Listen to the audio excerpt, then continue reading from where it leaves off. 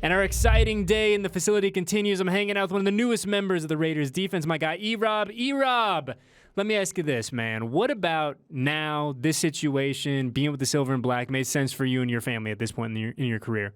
Oh, man, it made nothing but sense. Just knowing the history behind being a Raider, knowing the style of play that I like to play, knowing the leadership and Pete Carroll taking over here, Patrick Graham being the defensive coordinator, it's really a match made in heaven, to be honest with you, because of the simple fact that it fits me, and also the culture that was set way back with the Raiders, way back before I was born, I feel like fits me and my personality and my style of play. And so I'm glad you brought up that style of play, right? Because I've asked all the new guys that have come through today kind of how you would describe that style of play. And obviously we saw you last year here at Allegiant, but, for someone who maybe isn't super familiar with what you bring to the table, because we are all the way here in Las Vegas, like how would you describe what you bring to the table in terms of on the defensive side of the football? I think physicality, but at the same time, I think when you do see my style of play, you can tell like, oh, he's a big student of the game. He's a QB from a defensive side of it. I think I do a good job making sure that communication is going very well, and that's what a quarterback of a defense do and whatnot. And anything go wrong, I'm just that guy to like just put it on me. Just put it on me, because I'm the quarterback. I got to make sure that we're communicating. I got to make sure everybody got the call. I got to make sure the checks is what it is and stuff like that. But at the same time, I got to play my style of play and whatnot. And that's obviously I'm a physical guy, but sometimes each week, just depending on who you playing, you can't be as physical because it might take you out of position. So even though I have that tool of and that known of being physical, you just got to be smart with it. It's like a quarterback that's a gunslinger.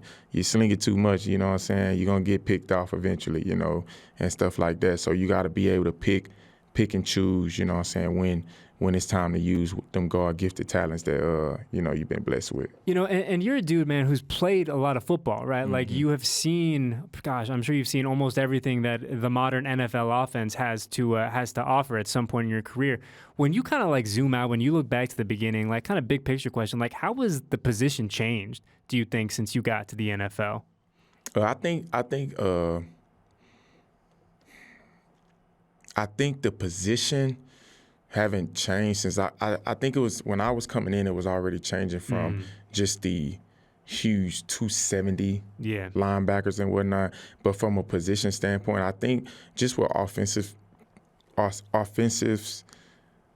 coordinators are around the league, I think that what they're really trying to do right now is, when I first came in, they was trying to spread out the linebackers, get them bad matchups, do these type of things. But now you're starting to see they're starting to be like, I got to get back to 21 personnel. I got to get back to 12 personnel. I got to start really making these tight ends, receivers, blocks if I'm trying to be in 11 personnel the whole game and stuff like that, because you got to run the ball to be able to get where you need to be. I mean, you go back to the Patriots in 2007, when, it was like, man, they haven't lost a game. They throwing it everywhere on the field. But maybe their running game really wasn't what it should to be. And the Giants, they had a real, they had a good run game. I mean, but at the same time, they was real balanced and whatnot. The Patriots kind of wanted to spread you out, throw the ball around and stuff like that. And, you can't always win like that. You got to have some type of running attack. And, obviously it was on display in the Super Bowl this year with the Eagles. Like, I mean, yeah, you stopped Saquon, but you opened up everything else and stuff like that. But they was able to bring that presence to the game, because at the end of the day, they knew, okay, we can run it whenever we want to run it. And why is that? It's because that, they put teams in them type of positions to, attack certain ways, but they was dynamic. They just didn't depend on the run and didn't have the pass, or just depended on the pass but didn't have the run. Very balanced team and stuff like that, and that's what it takes.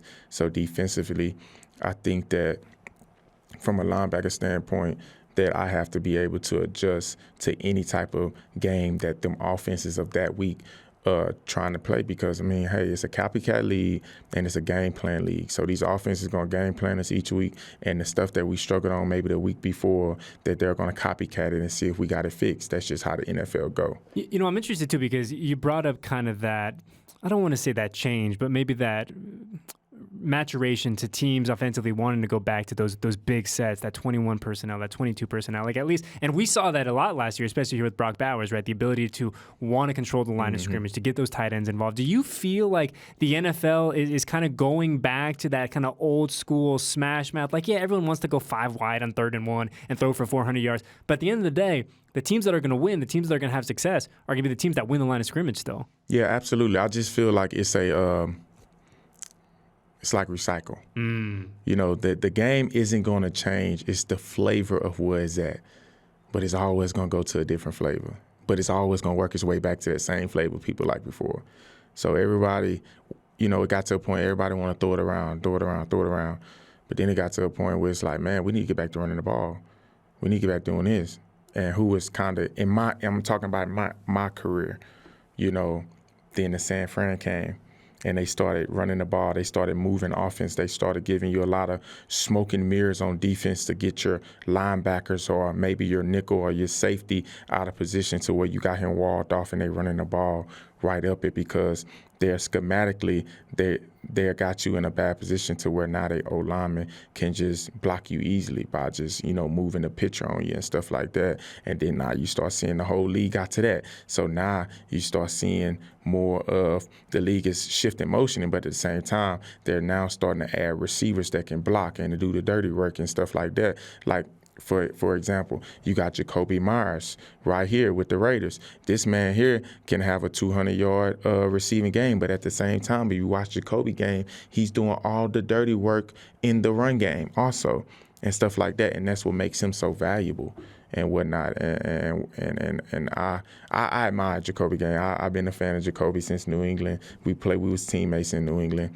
and whatnot, and you know.